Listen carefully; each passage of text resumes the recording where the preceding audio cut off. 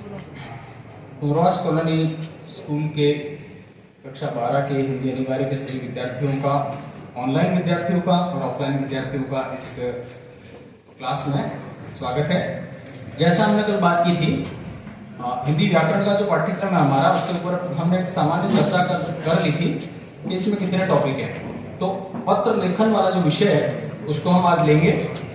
ये पत्र लेखन का जो विषय है उसमें मुख्य रूप से 5 टॉपिक है हमारे: अशासकीय पत्र, निविदा, विज्ञप्ति, ज्ञापन और अधिसूचना। ये 5 फॉर्मेट हैं। अगर आपको ध्यान हो तो पिछले साल कक्षा 11 हिंदी अनिवार्य के व्याकरण के इसी पाठ्यक्रम में हमने इनमें से कुछ पत्र ऑलरेडी देख लिए थे और उसका एक प्रारूप था। हर बार जब हम इनको पढ़ते थे तो हम बोर्ड के ऊपर कुछ इस तरह का प्रारूप बनाते थे और इस तरह से हम उसको देखते थे और मैं कुछ लाइंस ड्रॉ कर देता था और मैं ये कहता था कि ये हमारा पत्र पूरा हुआ। याद आया? हाँ। ठीक वैसी कुछ बात है, थोड़ा बहुत बदलाव होगा, पत्र थोड़े बदल जाएंगे, लेकिन ये जो टॉपिक है उसको आप अगर यहाँ ध्यान से समझ लेंगे तो आपके लिए इससे जुड़े हुए क्वेश्चन को अटेम्प्ट कर लेना बहुत आसान हो जाएगा। तो जैसा हमने बात की, पत्र एवं प्रारूप लेखन ये टॉपिक का नाम है। इससे जुड़ा हुआ 4 नंबर का प्रश्न आता है बोर्ड के पेपर में, खंड द में आता है, और 1 नंबर का प्रश्न कहीं आगे भी करते हैं तो पीछे वाला 3 नंबर का हो जाएगा। ठीक है, तो उसमें पहला है अर्ध सरकारी पत्र या फिर अर्ध शासकीय पत्र। तो हमने पहले पढ़ा था शासकीय पत्र। तो शासकीय पत्रों में थोड़ा सा बदलाव है। मैंने उसी समय आपको एक हिंट भी दी थी, मुझे याद है अच्छे से, जब आप उस क्लास में बैठे थे वहां और हमने पढ़ा था। तो एक थोड़ा सा बदलाव और वही पत्र एक तरह से रिपीट हो रहा है वापस। कुछ इसमें सैद्धांतिक बातें लिखने योग्य वो हम लिखेंगे और फिर हम आगे बढ़ेंगे। आप हेडिंग डालें पत्र एवं प्रारूप लेखन।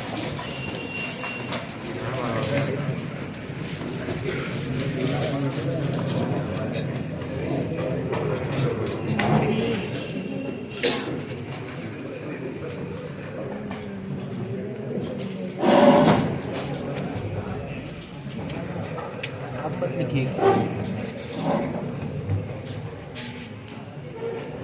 पत्र एवं प्रारूप लेखन।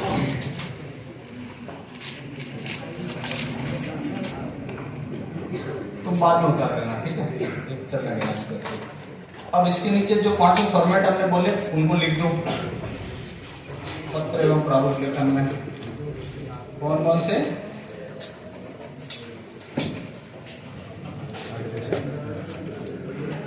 अर्ध सरकारी या अर्ध शासकीय,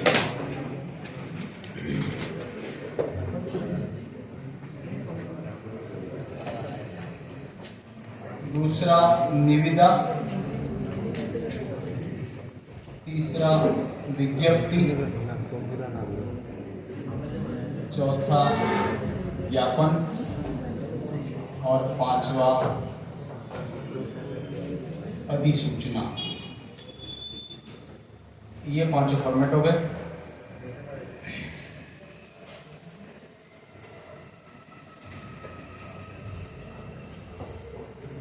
अब आप इसके नीचे एक हेडिंग डालें, कार्यालय पत्र।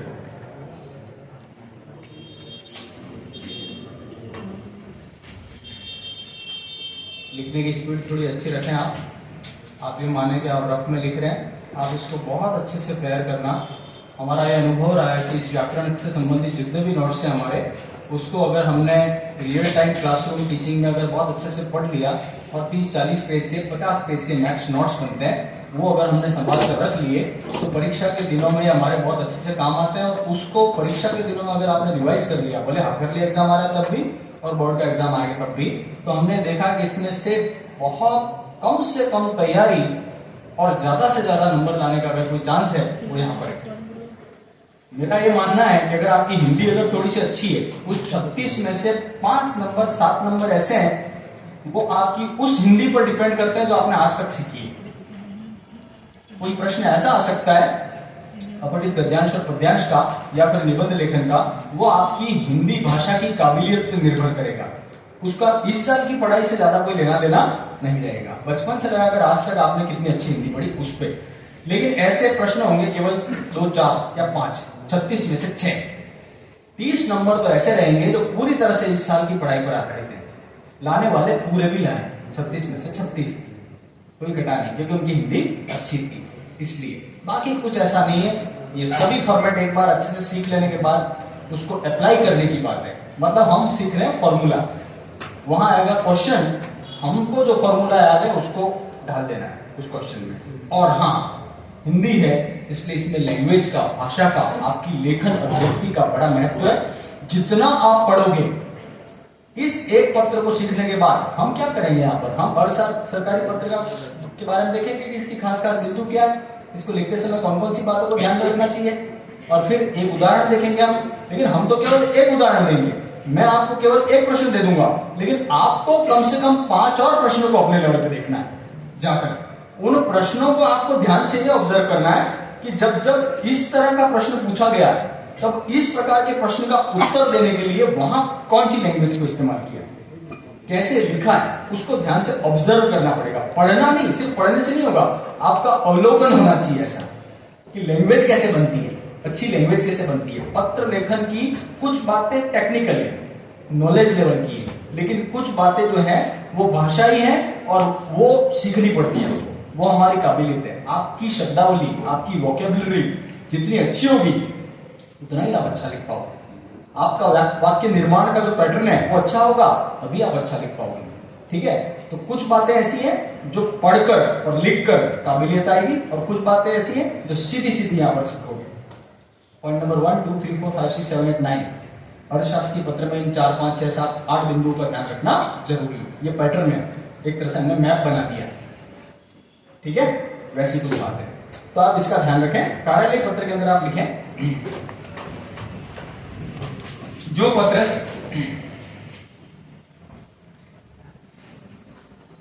एक कार्यालय से दूसरे कार्यालय को, जो पत्र एक कार्यालय से दूसरे कार्यालय को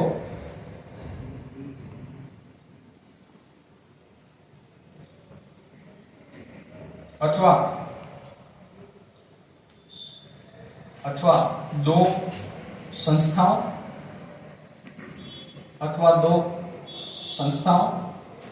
विभागों, संगठनों आदि के बीच परस्पर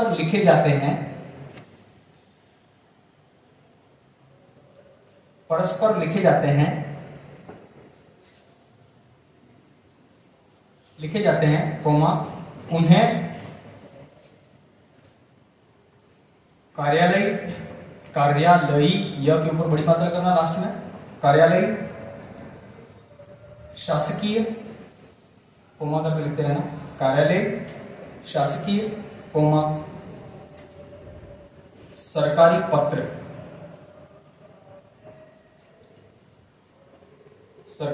आदि नामों से जाना जाता है।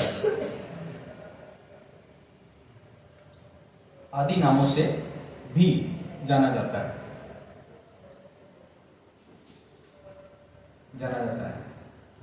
ये पत्र औपचारिक पत्रों की श्रेणी में आते हैं। ये पत्र औपचारिक पत्रों की श्रेणी में आते हैं।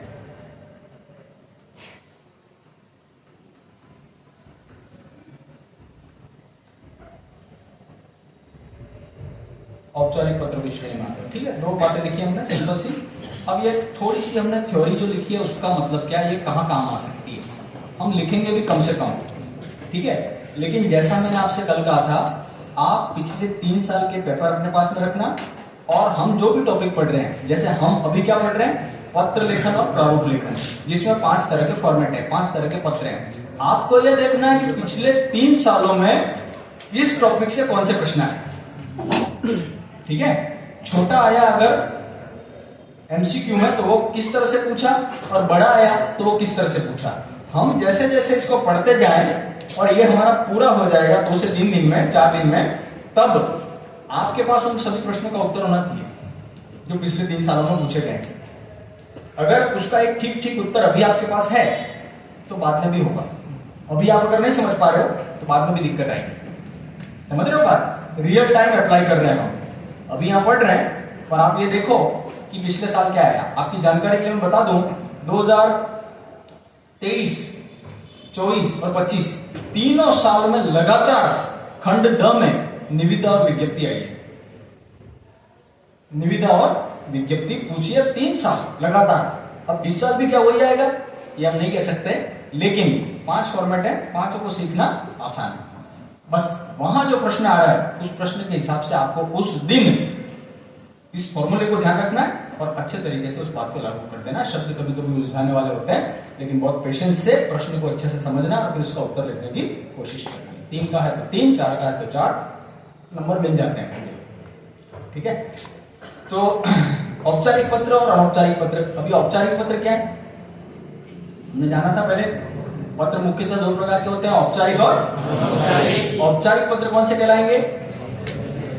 सभी कार्यालयी पत्र, सभी सरकारी पत्र जो किसी विशेष सरकारी कार्य को करने के उद्देश्य से लिखे जाते हैं, उनका एक निश्चित फॉर्मूला होता है, उसमें लेखन का एक विशेष तरीका होता है, सामने वाले व्यक्ति के पद का, उसके पदनाम का ध्यान रखना होता है, जहां एक विशेष प्रकार की भाषा का प्रयोग किया जाता है। ऐसे सभी पत्र औपचारिक पत्र कहे जाते हैं।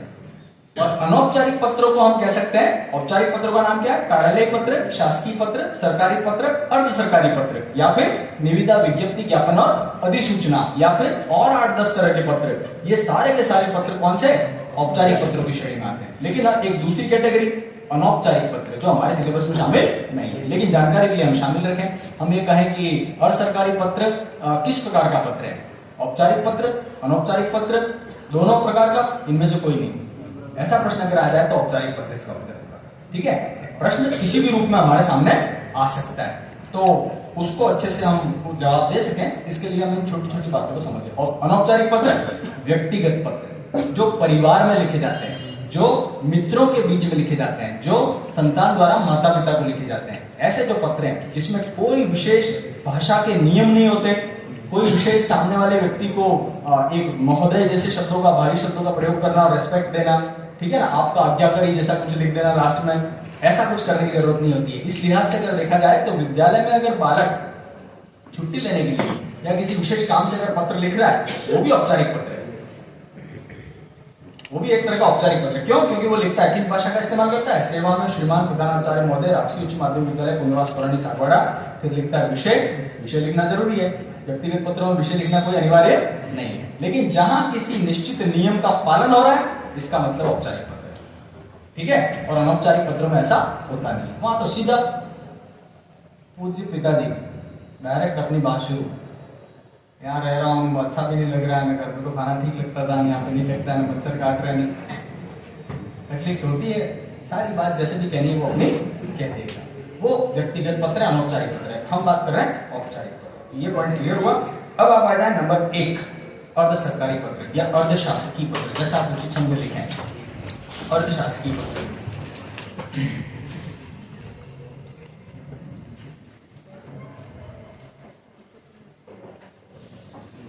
पहले पत्र की बात कर रहे हैं, इसमें लिखें, जब एक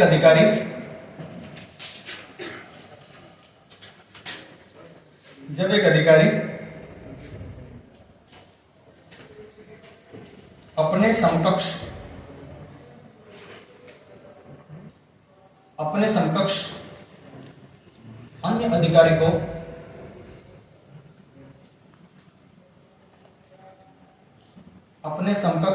अन्य अधिकारी को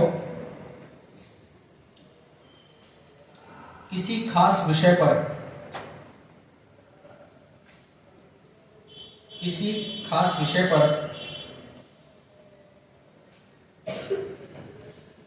ध्यान आकर्षित करने के लिए, किसी खास विषय पर ध्यान आकर्षित करने के लिए,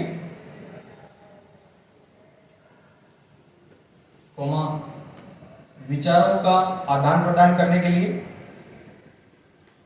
विचारों का आदान प्रदान करने के लिए,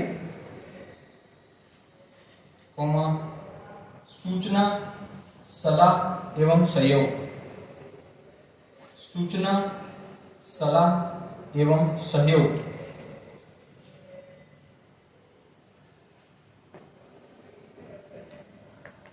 देने अथवा सूचना, सलाह एवं सहयोग देने अथवा प्राप्त करने के उद्देश्य से, देने अथवा प्राप्त करने के उद्देश्य से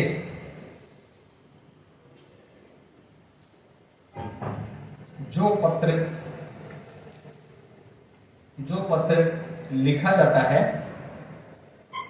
जो पत्र लिखा जाता है उसे अर्धशासकीय पत्र कहते हैं, उसे अर्धशासकीय पत्र कहते हैं। अब आप लिखें इसके मुख्य बिंदु, मतलब वो कौन सी खास खास बातें जिनका ध्यान रखना होता है अर्धशासकीय पत्र लिखते समय। मुख्य बिंदु, इसमें आप पॉइंट डाल के लिखना। नंबर 1, ये पत्र व्यक्तिगत नाम से भेजे जाते हैं।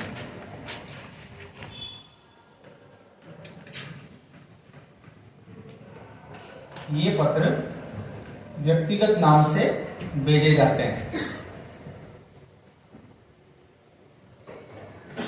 नेक्स्ट, इन पत्रों में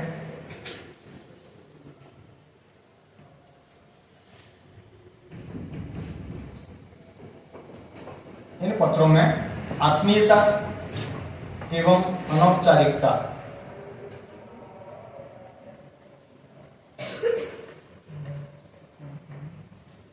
इन पत्रों में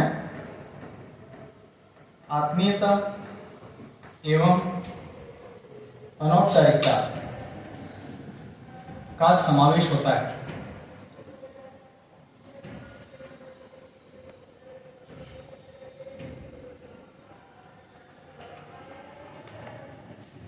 नेक्स्ट, आरंभ में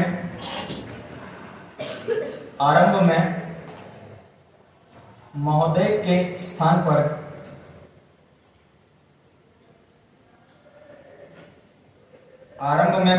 स्थान पर प्रिय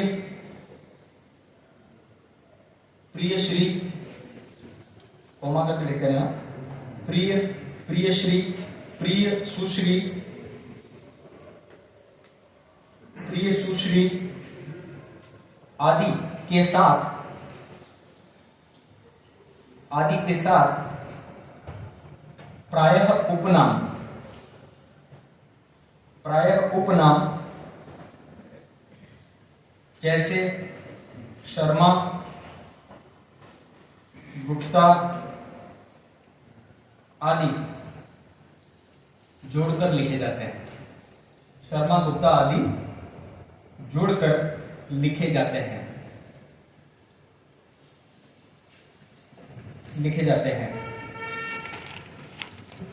और एक और पॉइंट, एक अंतिम पॉइंट, अंत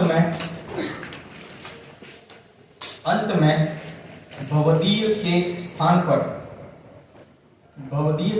पर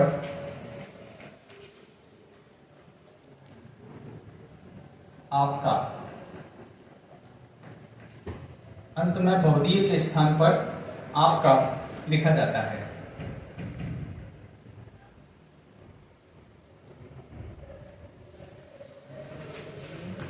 आपका लिखा जाता है, ठीक है। अब देखना इसमें क्या खास बात है। हमने पहले तो ये कहा कि अशासकीय पत्र है वो औपचारिक पत्रों की श्रेणी में आता है, और सरकारी पत्रों की परिभाषा हमने क्या लिखी है, वे पत्र जो दो कार्यालयों के बीच या फिर संगठनों और संस्थाओं के बीच, दो अधिकारियों के बीच किसी विशेष शासकीय कार्य को करने के उद्देश्य से, एक दूसरे की सलाह, मार्गदर्शन प्राप्त करने के उद्देश्य से लिखे जाते हैं। इस प्रकार के पत्रों को हम शासकीय या फिर अर्ध सरकारी पत्र कहते हैं। लेकिन ये पत्र जो है वो औपचारिक पत्रों की श्रेणी में आता है, लेकिन इसके बावजूद इसके अंदर जो हमने पॉइंट्स लिखे हैं वो कहीं न कहीं अनौपचारिकता को दर्शाने वाले हैं। अनौपचारिक पत्रों में क्या खास बात होती है? ये सामने वाला व्यक्ति हमारा निकट संबंधी होता है। तो निकट संबंधी जब होता है तब हम खुलकर बात करते हैं, जो शब्द हमारे मन में आए वैसा हम इस्तेमाल करते हैं, हम उसको नाम लेकर पुकारते हैं। लेकिन सरकारी पत्रों में प्रायः नाम लिया नहीं जाता है कभी किसी का, उसको उस व्यक्ति को उसके पद नाम से ही बुलाया जाता है। मतलब हम अपने विद्यालय के कक्षाध्यापक को लिख रहे हैं तो भी, या प्रिंसिपल सर को लिख रहे हैं तो भी उनका नाम नहीं लिखते हैं, उनके पद का नाम लिखते हैं। लेकिन यहाँ ऐसा नहीं होता है, यहाँ थोड़ा सा बदलाव है। क्यों? तो आप देखें, आपने क्या लिखे हैं? अर्धसरकारी पत्रों के लेखन के लिए मुख्य बिंदु आपने लिखा, सबसे पहली बात आपने लिखी है कि ये पत्र व्यक्तिगत नाम से लिखे जाते हैं। व्यक्तिगत नाम से लिखे जाते हैं मतलब जिस व्यक्ति को आप लिख रहे हो उसके पद के नाम का भी उल्लेख करोगे, प्रधानाचार्य महोदय भी लिखोगे आप। अगर किसी दूसरे विद्यालय का प्रधानाचार्य हमारे इस विद्यालय के प्रधानाचार्य को लिख रहा है तो उनका नाम लिखेगा पहले, और पत्र के अंत में अपना भी नाम लिखेगा वापस बाद में। तो इसमें व्यक्तिगत नाम से पत्र लिखे जाते हैं। लेकिन अर्धशासकीय की बजाय शासकीय पत्रों में ऐसा होता नहीं। शासकीय पत्रों में वो लिख रहे हैं तो सीधे प्रधानाचार्य महोदय, कौन प्रधानाचार्य महोदय जो भी है उनको पता है, प्रधानाचार्य भी कौन है उनको पता है, और जहां से पत्र आया है महिपाल स्कूल से आया है तो इनको भी पता है कि ये वहां से आया है। ठीक है, तो एक छोटे से सिग्नेचर होते हैं, लेकिन इन दोनों अधिकारियों को पता चल जाता है कि अभी कौन महाधिकारी है, किसकी तरफ से पत्र आया है यहाँ पर। तो यहाँ पर ऐसा नहीं हो रहा है। यहाँ मोटे मोटे हमने 4 बिंदु लिखे हैं। पहला बिंदु हमने क्या लिखा है कि अशासकीय पत्र है वो व्यक्तिगत नाम से लिखे जाते हैं। इसका मतलब ये है कि अशासकीय पत्र अगर वहां पूछ लिया परीक्षा में तो उसकी लैंग्वेज शायद ये होगी, स्वयं को आलोक शर्मा, सचिव माध्यमिक शिक्षा बोर्ड अजमेर राजस्थान, मानते हुए पुलिस महानिदेशक राजस्थान को आगामी बोर्ड परीक्षाओं में सुरक्षा व्यवस्था उपलब्ध करवाने के उद्देश्य से एक अर्धशासकीय पत्र लिखी। ये एक प्रश्न है। ठीक है, तो आपने स्वयं को क्या माना? आलोक शर्मा, अपना नाम। अगला जो व्यक्ति है पुलिस महानिदेशक, उसका भी कोई नाम वहां पर दे दिया जाएगा। इन केस अगर वहां नाम नहीं दिया उस प्रश्न के अंदर, आपको नाम देना। आप चाहे अपना नाम लिख दो, कोई दिक्कत नहीं है, स्वयं को मान लो, अपना नाम लिख दो, और सामने वाले अधिकारी का कोई एक और काल्पनिक नाम आप वहां पर लिख दो। क्यों? क्योंकि अशासकीय पत्रों की खासियत ये है कि व्यक्तिगत नाम से लिखे जाते हैं। नंबर 1 क्लियर हुआ। दूसरी बात, इन पत्रों में आत्मीयता और अनौपचारिकता का फूट होता है। आत्मीयता और अनौपचारिकता ये व्यक्तिगत पत्रों के खास बिंदु हैं। लेकिन किसी सरकारी काम को करते हुए भी जब दो अधिकारी एक दूसरे से मित्रवत व्यवहार करते हुए उस काम को करते हैं या एक दूसरे को मार्गदर्शन देते हैं या विचारों का आदान प्रदान करते हैं, तब हम कहते हैं कि वहां थोड़ी सी आत्मीयता है, थोड़ा सा विनम्रता, सामने वाले व्यक्ति के प्रति सम्मान और प्रेम का भाव जहां झलके वहां आत्मीयता होती है, और वहीं पर अनौपचारिकता भी होती है। तो इन पत्रों में सरकारी काम में पूरी तरह से काम पर फोकस रहेगा, कोई एक्स्ट्रा बात नहीं लिखी जाएगी, कोई अतिरिक्त सम्मान नहीं दिया जाएगा, कोई प्रेम दर्शाया नहीं जाएगा, वहां काम की बात होगी। लेकिन यहाँ ऐसा नहीं है। यहाँ एक तरह से हम या तो किसी को सलाह दे रहे हैं, रिक्वेस्ट कर रहे हैं, अधिकारी अपने समकक्ष किसी और अधिकारी को, कभी थोड़ा अपने पद से ऊपर का और नीचे का अधिकारी है तो भी आदेशात्मक शैली में नहीं लिखेगा। इन पत्रों की खासियत ये है, थोड़ा सा कहीं न कहीं रिक्वेस्ट रहेगी, आग्रह रहेगा, विनम्रता के साथ वो अपनी बात को रखेगा। तो ऐसी कुछ बात यहाँ दिखाई देगी। तो इसलिए हम कहते हैं कि इन पत्रों में आत्मीयता और अनौपचारिकता का समावेश होता है। मतलब कुछ वैसा जो अनौपचारिक पत्रों में होता है, जैसे एक मित्र अपने दूसरे मित्र को लिख रहा है, कुछ वैसा यहाँ होता है। उल्टी बात है कुछ यहाँ पर, ऐसा सरकारी पत्रों में होता नहीं है, लेकिन यहाँ होता है। तीसरा पॉइंट आपने लिखा है, आरंभ में महोदय के स्थान पर प्रिय, प्रियश्री, सुश्री लिखा जाता है। इसका क्या मतलब है? इसका भी वही मतलब है जो हम पहले 2 पॉइंट में बात कर रहे हैं। महोदय जब आप लिखते हो या श्रीमान जब आप लिखते हो तो विशेष सम्मान झलकता है सामने वाले व्यक्ति के पद के प्रति। लेकिन आप प्रिय लिखते हो तो अपनत्व झलकता है, आत्मीयता झलकती है कहीं न कहीं, है ना।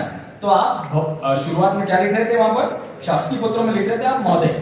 हम भी जब अपने स्कूल में किसी प्रकार का पत्र लिखते हैं प्रधानाचार्य को तो महोदय से शुरू करते हैं नीचे, लेकिन यहाँ महोदय नहीं लिख रहे हैं, यहाँ हम लिख रहे हैं प्रिय, प्रियश्री, प्रियसुश्री, ऐसा कोई भी थोड़ा विनम्रता और उसके साथ साथ प्रेम को दर्शाने वाला शब्द लिखा जाता है। कहाँ लिखा जाता है ये हम देखेंगे पत्र में, जब इसका स्ट्रक्चर हम देखेंगे तब उसके अंदर देखेंगे। तो आरंभ में महोदय के स्थान पर प्रिय, प्रियश्री, प्रिय, सुश्री आदि, और उसके साथ, उसी प्रिय के साथ सामने वाले व्यक्ति का जो नाम है उसका उपनाम लिखिए।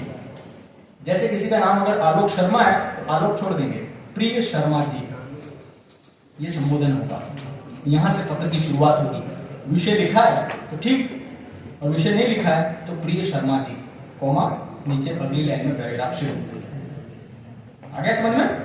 ऐसे। और अंतिम पॉइंट क्या लिखा? अंत में भौतिक के स्थान पर आपका लिखा जाता है। तो भौतिक भी अगर एक औपचारिक शब्द है तो उसकी जगह हम अनौपचारिक शब्द का प्रयोग करेंगे, आपका, या फिर कोई और शब्द, आपका शुभेच्छु, ऐसा कोई शब्द हम वहां पर लिख सकते हैं। मतलब जो फॉर्मेलिटी हुआ करती है शासकीय पत्रों में, उसको यहां पर कम कर दिया, थोड़ा सा इसको इनफॉर्मल बना दिया, अनौपचारिक बना दिया। ठीक है, आगे बात समझ में? ये सारी समझने योग्य बात समझ ली। अब आते हैं उदाहरण पे। आप लिखो प्रश्न।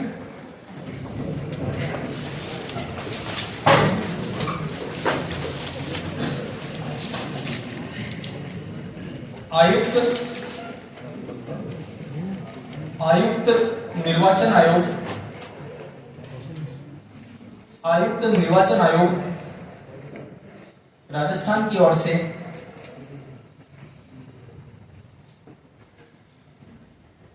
आयुक्त निर्वाचन आयोग राजस्थान की ओर से सचिव कार्मिक विभाग, सचिव कार्मिक विभाग राजस्थान, सचिव कार्मिक विभाग राजस्थान, कार्मिक विभाग के बाद में कोमा करना, सचिव के बाद में भी कोमा आएगा। सचिव कार्मिक विभाग राजस्थान को एक अर्धशासकीय पत्र लिखिए, एक अर्धशासकीय पत्र लिखिए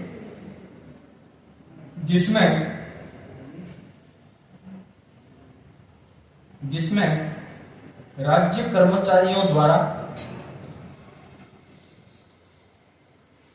जिसमें राज्य कर्मचारियों द्वारा चुनाव कार्य में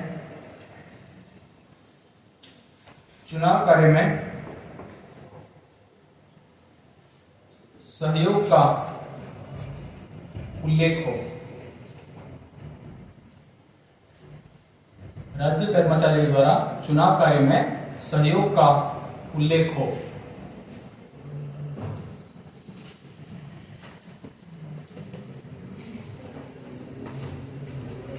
अब आप देखना हम इसको कैसे लिखते हैं। ठीक है, कुछ बातें पत्र लेखन से जुड़े हुए कुछ बिंदु और हैं इसमें जो लिखे जा सकते हैं, लेकिन मैं उसको सीधा अप्लाई करके बता रहा हूं। ठीक है, हम पिछले साल जो पढ़ चुके हैं पत्र लेखन का तरीका, उसमें आपको बहुत अच्छे तरीके से याद होगा मेरे ख्याल में कि हम पत्र के सबसे ऊपर क्या लिखते हैं, पत्र भेजने वाले व्यक्ति के कार्यालय का नाम और पता सबसे ऊपर लिखा जाता है। ठीक है, तो प्रश्न आपने देखा है, प्रश्न क्या है? आयुक्त निर्वाचन आयोग राजस्थान की ओर से सचिव कार्मिक विभाग राजस्थान को एक अर्धशासकीय पत्र लिखिए जिसमें आगामी चुनाव कार्य में राज्य कर्मचारियों द्वारा सहयोग देने का उल्लेख हो। ये प्रश्न है हमारा। प्रश्न को हम पढ़ें, प्रश्न को हम अच्छे से समझ लें, कुछ बातों को आइडेंटिफाई कर लें, कौन पत्र लिख रहा है, किसको पत्र लिख रहा है, कौन सा विभाग पत्र भेज रहा है, कौन सा विभाग पत्र को प्राप्त कर रहा है और किस काम का उल्लेख है। मोटे मोटे तौर पर 5 बातें गौर करने लायक हैं। पत्र भेजने वाला अधिकारी, नंबर 2 उसका विभाग, नंबर 3 पत्र पाने वाला अधिकारी, नंबर 4 उसका विभाग, और नंबर 5 जिस काम के लिए पत्र लिखा गया वो काम। ये 4-5 बिंदु आपको प्रत्येक पत्र में दिखाई देंगे, अर्धशासकीय पत्र में दिखाई देंगे, ये 5 पॉइंट दिखाई देंगे। ठीक है, तो उसको हमको इस पत्र का जो प्रारूप है उसके अंदर सेट करना है। अब आप मुझे बताएं यहाँ कौन पत्र लिख रहा है? आयुक्त निर्वाचन आयोग राजस्थान। तो हम लिख सकते हैं यहाँ पर कार्यालय के नाम में क्या है, मैं लिख कुछ नहीं रहा हूं, आपको लिखना है, आप देख लेना कैसे लिखोगे आप। हम लिखेंगे या तो लिख सकते हैं कार्यालय आयुक्त निर्वाचन आयोग राजस्थान, या फिर निर्वाचन आयोग राजस्थान जयपुर। लिखें, साथ साथ लिखते भी रहें, समय ज्यादा बचा नहीं, हो जाएगा। एक पत्र को पूरा करना है हमको, लिखने की स्पीड रखना थोड़ी अच्छी। सीधा आप लिखते हैं निर्वाचन आयोग राजस्थान जयपुर।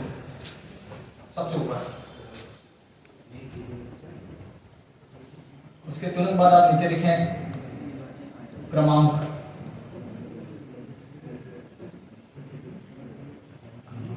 क्योंकि प्रत्येक सरकारी पत्र किसी न किसी क्रमांक से भेजा जाता है। ये क्रमांक किस बात का क्रमांक है? पत्र का क्रमांक है, पत्र का क्रमांक। और क्रमांक कैसे लिखेंगे? अगर आपको याद है क्रमांक कैसे लिखेंगे? पत्र भेजने वाला विभाग और पत्र जिस प्रकार का पत्र है वो और जो काम है वो, दो तीन बातें ऐसी होती हैं जिनको शॉर्ट फॉर्म में उस क्रमांक के अंदर लिखा जा सकता है। जैसे ये पत्र कौन से विभाग की ओर से लिखा जा रहा है? निर्वाचन आयोग की ओर से। तो मैंने कर दिया निर्वाचन आयोग, फिर ऑब्लिक कर दिया ये कौन सा पत्र है? अर्धशासकीय पत्र है, ठीक है।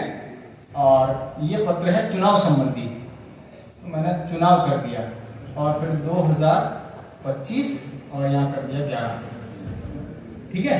ये क्रमांक को लिखने का एक तरीका हो गया। ये कोई फुल एंड फाइनल नहीं है, इसमें आप थोड़ा बदलाव भी कर सकते हो, लेकिन आप थोड़ा सा आइडिया जरूर दें। आप किसी एक पॉइंट को स्किप कर दो कोई बात नहीं, अगर आपने ये लिखना छोड़ दिया इट्स ओके, यहाँ चूक गए तो भी ओके कोई बात नहीं, लेकिन आप 2025 अनिवार्य तो लिखेंगे, ऑब्लिक करेंगे और एक क्रमांक की कोई संख्या जरूर डालेंगे। यही पत्र का क्रमांक है और इससे आगे आप लिख सकते हैं। वेल एंड गुड, अच्छा है। कुछ लिखने लायक हो तो दो तीन बातें लिखी जा सकती हैं। 3 पॉइंट है यहाँ पर, एक तो निर्वाचन आयोग की ओर से लिखा जा रहा है और क्या बात थी सेकंड है अशासकीय पत्र था और चुनाव। 3 चीजें थी, 3 में से कोई भी आपने मेंशन कर दी 1, 2 या 3, इट्स ओके। इस क्रमांक को देखकर ही कई बातें स्पष्ट हो जाती है। सिर्फ क्रमांक को देखकर कौन लिख रहा है, किसको लिख रहा है और क्यों लिख रहा है, देखा ना। तो वैसी कोई बात नहीं, क्रमांक लिखा उसी के तुरंत। ये अगर पत्र का आपके सामने से अगर ये बायां भाग है तो क्रमांक हमेशा यहीं पर लिखना है, बाईं ओर, और दिनांक लिखी जाएगी हमेशा दाईं ओर। यहां पर आप दिनांक लिखेंगे, ठीक है। दिनांक डाल दो, कोई भी आज की दिनांक डाल दो 30/10/2025, बाईं ओर क्रमांक, दाईं ओर दिनांक। अब ये ऐसा फॉर्मूला है जिसको आप ध्यान रखें, चाहे अशासकीय पत्र हो, निविदा हो, विज्ञप्ति हो, ज्ञापन हो या अधिसूचना हो, पांचों में सबसे ऊपर कार्यालय का नाम, उसके तुरंत नीचे बाईं तरफ क्रमांक और दाईं तरफ दिनांक लिखी जाएगी। ये लिखा और उसके तुरंत बाद आप लिखेंगे, क्या लिखेंगे बताओ? इधर लिखेंगे आप। अब आप ये लिखना, ठीक है, आप लिख के लाना। हाँ ठीक है, तो आप यहाँ लिखेंगे प्रेषक और यहाँ कौन है प्रेषक? यहाँ हमने कोई नाम नहीं लिखा था, मैंने आपको कहा था आपको नाम लिखना है, आप अपना नाम लिख देना। यहाँ प्रेषक किया, आपका नाम लिखा और उसके बाद क्या लिखेंगे? आयुक्त निर्वाचन आयोग राजस्थान। उसके तुरंत नीचे क्या जाएगा? प्रेषित, 3 लाइनों में। कोई एक काल्पनिक नाम ले लो और वो कौन है? सचिव कार्मिक विभाग राजस्थान। यहाँ आप लिखेंगे सचिव कार्मिक विभाग राजस्थान। यहाँ तीसरी लाइन में राजस्थान ही करना है, सिर्फ राजस्थान के साथ में जयपुर भी कर देना, दोनों जगह, क्योंकि दोनों राज्य स्तरीय अधिकारी, बड़े लेवल के अधिकारी। ये लिख दिया। उसके तुरंत बाद अशासकीय पत्र में विषय लिखो तो ठीक है, नहीं लिखो तो कोई बात नहीं। हमारी बात शुरू हो जाएगी यहाँ से। जैसे हमने कहा कि जिसको लिख रहे हैं उसका नाम है विक्रम सिंह राठौड़, जिसको लिख रहे हैं वो, तो यहां हम लिखेंगे प्रिय राठौड़ जी, लिख ओके। फिर यहां आएगी लैंग्वेज, पूरी बात होगी इसके अंदर, और अंत में जो व्यक्ति पत्र लिख रहा है उसके पदनाम का उल्लेख, उसके नाम का उल्लेख भी हो जाएगा। जैसे आलोक शर्मा ने पत्र लिखा, आलोक शर्मा आयुक्त निर्वाचन आयोग राजस्थान जयपुर। क्लियर हो गया? कुछ लिखना लायक है हम कल लिख लेंगे फिर से, कोई दिक्कत नहीं है, लेकिन बात समझ में आनी चाहिए। लिखना इंपॉर्टेंट नहीं है, समझ लेना इंपॉर्टेंट है। एक बार समझ लिया, ऐसे 10 पत्र आप लिख लोगे अपने लेवल पे, ठीक है। तो आप देखें नंबर 1, 2, 3, 4, 5, 6, 7, 8 और कभी कभी ऐड हो जाता है 9वां, तो इस प्रेषक और प्रेषित के बीच में क्या आ जाएगा? एक्स्ट्रा विषय। लिख लो, नहीं लिख लो इट्स ओके। क्या काम हो रहा था यहाँ पर? चुनाव कार्य में राज्य कर्मचारियों के सहयोग के क्रम में, ये जोड़ सकते हैं, ठीक है। तो 9 हो जाएंगे, मतलब अशासकीय पत्र में हमेशा 8 या 9 पॉइंट रहेंगे। ये टेक्निकल पार्ट होगी। अब यहाँ क्या लिखा जाएगा, ये थोड़ा समझने की बात है, ये हमारे ज्ञान और अनुभव पे डिपेंड करता है, ये हमारी स्किल पे डिपेंड करता है कि हम कितना अच्छा लिख पाए। तो मेरा ये मानना है कि हाँ मिनट भी जाना चाहिए, तैयार है। क्या हो गया, अच्छा इधर उधर हो गया ये, हाँ कोई बात नहीं, आ जाएगा, मेमोरी रहेगी, अच्छा मेमोरी बननी चाहिए। तो मेरा ये मानना है कि आप काफी हद तक अर्थशास्त्र की पत्र के बारे में समझ गए होंगे। थोड़ी बहुत इसमें कोई बात रहती है उसको हम कल देख लेंगे, और उसके बाद में 1-2 पत्र आपको अभ्यास के लिए दे दूंगा क्वेश्चन, आप उसको करके लाना। आपको कोई भी प्रॉब्लम आती है आप उसके बारे में पूछ सकते हैं। तो ये हमारी यहाँ ऑफलाइन क्लास थी, ऑनलाइन क्लास जो है उसके अंदर भी आप अच्छे से इसको समझें, और जैसा यहाँ पर बोला जा रहा था वैसा आप लिख लेंगे, ऐसा मैं उम्मीद करता हूँ। इन्होंने लिख लिया, आपको भी लिख लेना है।